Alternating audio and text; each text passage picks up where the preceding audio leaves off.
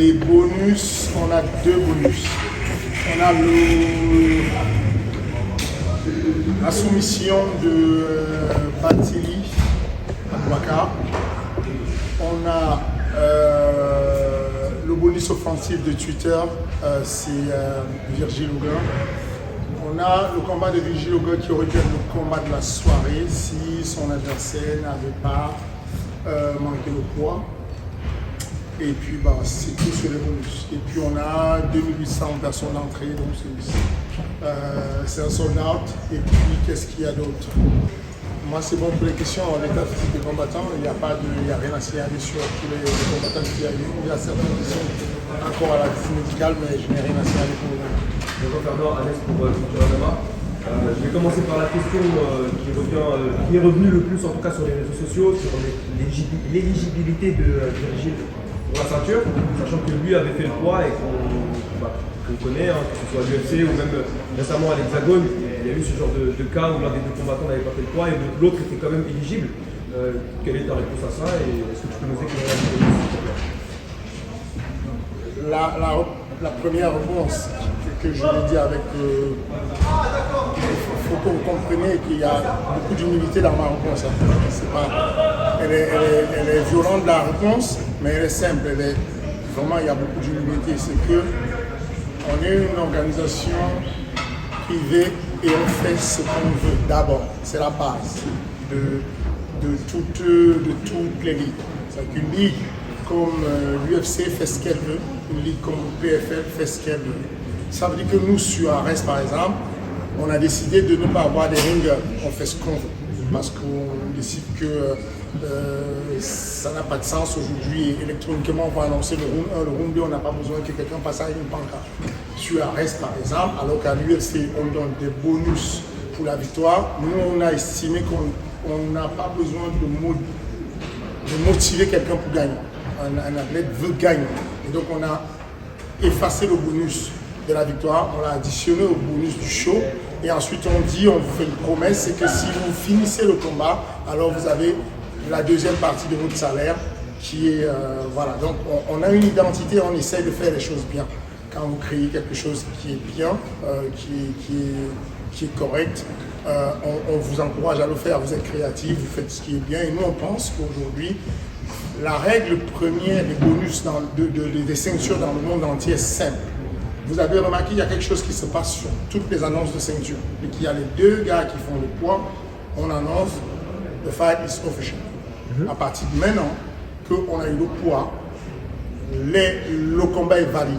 Et donc, dans notre sens, ça nous regarde. On décide que le combat n'est jamais validé pour une ceinture quand il n'y a pas le poids. Peut-être que ça va changer. Je ne dis pas qu'on a forcément raison et que nous sommes, on comprend tout. On essaie de faire les choses à notre manière comme on pense et qui pourrait faire avancer la ligue. On pense qu'aujourd'hui, un combat n'a de sens que si la pesée est validée. Et d'ailleurs, ça a été le cas à l'UFC. Parce que ce qui se passe, c'est que ceux qui profitent pour citer quelques exemples en disant oui, vous avez vu Charles Oliveira quand il avait fait, non, ils oublient de citer d'autres exemples. UFC 222, 225. Yoel Romero manque le poids sur le combat contre Whittaker. Le combat devient un non-title fight. Ils ont changé cette règle justement l'UFC pour évoluer justement à ce niveau-là. Ils font ce qu'ils veulent. Je viens de vous dire, c'est qu'à préambule, j'ai posé le cadre en vous disant vous avez la liberté de créer une organisation, de faire du MMA et de mettre des règles où vous voulez. Vous pouvez pénaliser les gens et les mettre en prison quand ils n'ont pas fait le poids. Vous faites ce que vous voulez. C'est la démocratie, c'est de la libre entreprise. Nous, sur Ares, moi, ce que j'aime dans la vie, ce que j'aime dans ce qu'on fait, c'est d'avoir une posture.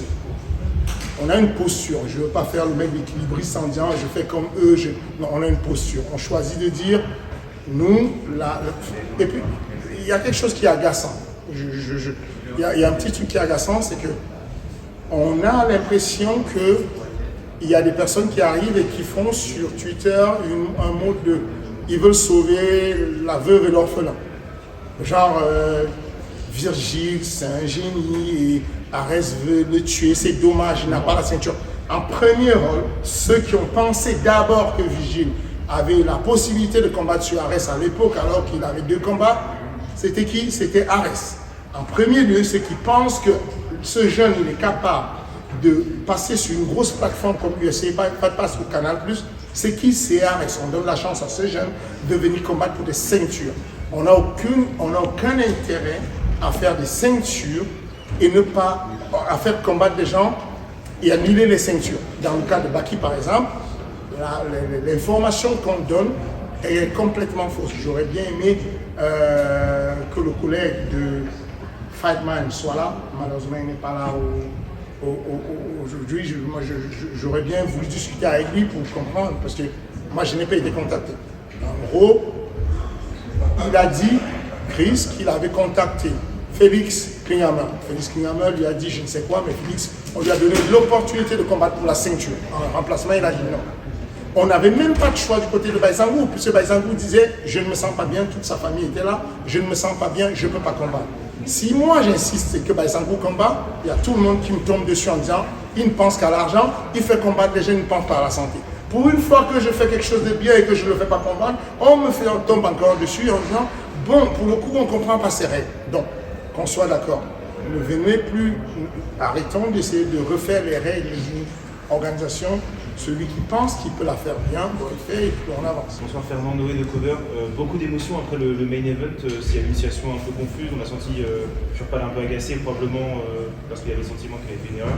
Est-ce que tu peux un peu démêler ce qui s'est passé? Parce qu'on a vu qu'il est venu te parler. Il y a eu un échange entre Aboubacar et Adrien Kassapa, c'était un peu tendu. Compliqué de nouer ce qui s'est passé. C'est juste, j'appelle ça l'émotion. Il faut faire attention. Les jeunes viennent terminer un combat. C'est très difficile. Enfin, c'est le moment où d'ailleurs on recommande de ne pas faire des interviews à ces jeunes-là qui ne sont pas. Si on considère qu'il a pris un TKO, donc forcément il n'est pas lucide. Je pense que vous vaudrait mieux prendre le temps de lui faire des interviews après quand il sera retourné au calme. Il n'y a rien de grave, c'est juste des personnes qui sont dans l'euphorie du combat et c'est tout, rien de plus compliqué. Et il y a quelques semaines, il y a eu des images du championnat du monde amateur. On imagine que tu as eu un regard sur ce qui s'est passé. Est-ce qu'il y a des combattants qu'on a vu performer là-bas, notamment du côté francophone, qui seraient amenés à rejoindre Arès bientôt? Il y a quelques-uns, mais je vais être prudent, il n'y a pas encore de signature. Et en fin d'année, dans le deuxième combat de la carte préliminaire, on a vu Mademoiselle Dyer qui a fait une super performance, qui est signée au PFL. Est-ce que tu peux nous parler du lien entre le PFL et Arès et de ce qui est peut-être amené à venir entre les deux organisations? On sait que voilà, c'est un prêt de combattants. Est-ce qu'il y a un lien renforcé? Est-ce que c'est quelque chose qui est amené à revenir? Pour qu'il y ait un prêt, il faut forcément un lien renforcé. Les intérêts sont les intérêts économiques et puis même de visibilité, d'exposition sont énormes. Donc il y a un lien renforcé entre le PFL et nous et puis il y a des moments où on va avoir des athlètes du PFL sur Arès, il y a des moments où on fera des athlètes d'Arès sur le PFL, aussi simple que ça. Aujourd'hui elle a fait une belle performance. Bonsoir Fernand, Tom pour cette performance. Je voulais savoir quel bilan tu tires de l'année 2023, la nouvelle année pour Arès. Je sais que ça a été compliqué sur les derniers jours, il y a eu beaucoup de records d'annulation, il y a des mondes israéliens que je suis engagé. Ma réponse est celle du philosophe d'Armeson. Je dis merci pour les fleurs, les roses et pour les épines. Aussi simple que ça. Il y a eu beaucoup de fleurs, il y a eu des belles fleurs, il y a eu des épines. Et je dis merci à tous, il faut savoir l'embrasser. Question suivante. Bonsoir Fernand, Gilles, pour la Garnica. Plus fort, ok, je parle plus fort. Pouvons-nous avoir, connais-tu déjà le prochain événement? Tu as cité les prochains événements, est-ce que tu les as déjà? Je continue comme ça, tu pourras répondre au blog, ça ne dérange pas. Selon nos sources de la bagarre, on sait qu'il y a un Arès Afrique qui se prépare, sûrement Sénégal. Je peux peut-être le affirmer, mais c'est juste ce qu'on a nous. On a reçu Ibrahim Mané récemment de la bagarre qui nous a dit je ne combattrai plus Arès si ce n'est pas pour la ceinture. Je veux la ceinture, forcément un main event. Qu'est-ce que tu peux répondre par rapport à ça aussi? Alors, première question, c'était. Les main events. Main event, c'est actuellement, ça peut changer. Tout de suite à date, c'est Aluniae versus. Je ne peux pas annoncer. Sans négociation, le contrat va être signé. Sur ce combat-là, sur cette 4 de février, on a également Bon, pas vous dire de bêtises, laissez-moi ressortir mon bord, que je puisse voir la FAT4 en live et que je vous dise ce que j'ai.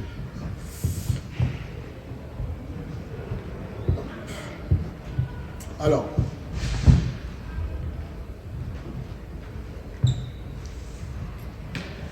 donc je disais qu'on aura Alioune, mais c'est sûr. On aura le retour de Félix Kinyama, on aura le retour de Agis Adari, on aura Jordan Zebo, on aura Paulin Béguet, on aura Moussa, on aura l'entrée de quelqu'un qui passe du Muay Thai au MMA, qui va avoir le haut de la carte parce qu'il accepte un challenge très fort, Aziz Lali. Le retour du combat de Youssouf Binaté contre Mehdi Saadi. Et puis, bon, voilà, je vais m'arrêter là. Le main event pour le mois d'avril, vous savez déjà, c'est le Bantamweight. C'est Abou contre Demarque Peña. On est bon. Bon, voilà. Et puis, avec quoi d'autre? Après, c'était un Ares en Afrique. Ares en Afrique, oui, c'est fortement dans nos plans, mais je me demande comment c'est possible que vous le sachiez. C'est complètement off, totalement. C'est censé être un off de ouf. Donc c'est bien à Dakar, comme on nous dit, dans un stade fermé? Non, ce n'est pas à Dakar. À Dakar. Et ma dernière question. Nous, on aimerait bien voir Ibra combattre la ceinture en Afrique, donc ça fait sens. Lui, il a dit qu'il combattrait plus à Ares, si c'est pas pour la ceinture. Toi, qu'est-ce que tu veux voir? Lui, il y a ses managers qui est apparemment quand même. Moi, je dis, je mets les athlètes enfin, je leur dis d'être prudent et de ne pas faire des déclarations aussi fermées. La vie, elle est compliquée. Ça peut changer. Donc, je dis juste, c'est pas bien de donner des avis aussi fermés. Mais oui, c'était avec plaisir. Aujourd'hui, hier soir, j'ai eu une conversation avec Ibra où il a eu une proposition pour un titre. Et donc, la balle est dans son camp. Il a dit qu'on se reparle la semaine prochaine. 67 kilos? Bah oui, 67 kilos.